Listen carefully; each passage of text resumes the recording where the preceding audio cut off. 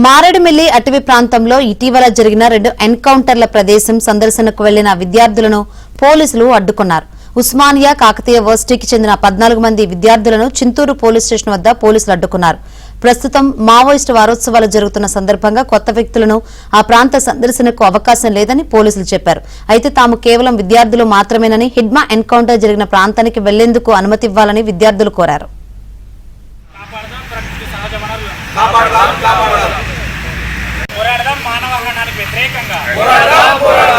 Osmania university విద్యార్థులుగా గత నెల 18న జరిగిన మారేడుమిల్లి ఎన్కౌంటర్ ఘటనపై నిజ నిర్ధారణ బృందంగా ఏర్పడి ఇక్కడికి రావడం జరిగింది.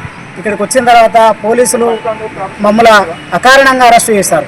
ఏమైందనంటే కొంతమంది స్థానిక ప్రజలు అక్కడ మావోయిస్టు పార్టీ వారోత్సవాలకు వ్యతిరేకంగా ధర్నా చేస్తున్న సందర్భంలో వాళ్ళు మావోయిస్టు పార్టీకి వ్యతిరేకంగా ధర్నా చేస్తుంటే సంబంధం లేని మమ్మల్ని అరెస్టు చేసి పోలీసులు ఇక్కడ మమ్మల్ని నిర్బంధించారు.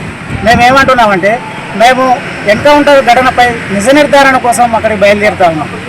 ఆ సందర్భంగా మేము అక్కడ చనిపోయిన మావోయిస్టు కుటుంబాలను కలిసి వివరాలు సేకరిస్తాము. అదేవిధంగా ఎవరైనా పోలీసులు గాయపడితే వాళ్ళ కుటుంబాలను కలిసి కూడా వివరాలు సేకరించాలనుకుంటున్నాం.